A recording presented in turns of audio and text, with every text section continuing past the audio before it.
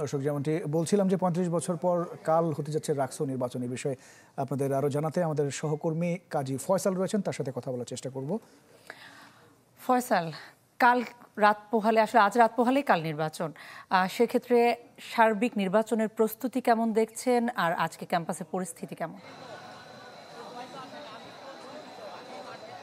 কনাম, আমি এই মুহূর্তে যে দাঁড়িয়ে আছি রাজশাহী বিশ্ববিদ্যালয়ের পরিবহন চত্বরে। আমার পেছনে কিন্তু জটলা আপনারা দেখতে পাবেন, এবং এই জটলায় আমি যদি একটু কাছে যেতে চাই তাহলে কিন্তু এখানে দেখবেন যে এখানে শিক্ষার্থীরা কিন্তু তারা আনন্দ উল্লাস করছে, যেহেতু ৩৫ বছর পর তারা এই রাকসু নির্বাচনটা তারা পাচ্ছেন, এবং ছাত্র প্রতিনিধি তারা নির্বাচন করতে পারবেন এই রাতটি পোহালেই।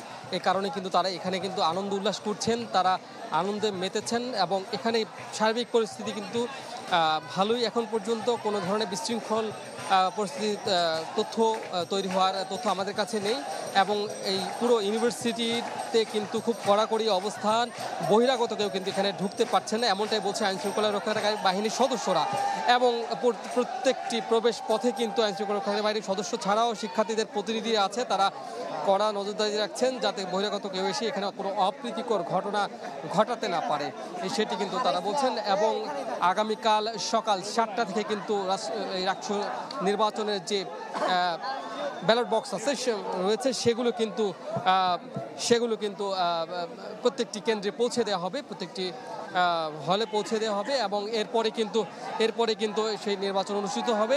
তো আসলে রাতভরই কিন্তু তাদের এই আনন্দ উল্লাস চলবে এবং চলমান থাকবে, এবং আগামীকাল সকালে কিন্তু নির্বাচনের মাধ্যমে তারা তাদের ছাত্র প্রতিনিধি নির্বাচন করবেন। আপনাকে ধন্যবাদ। দর্শক, কাজী ফয়সাল আমাদের সঙ্গে যুক্ত হয়েছেন, জানাচ্ছিলেন রাকসু নির্বাচনের আগে এখনকার ক্যাম্পাসের সবশেষ পরিস্থিতি।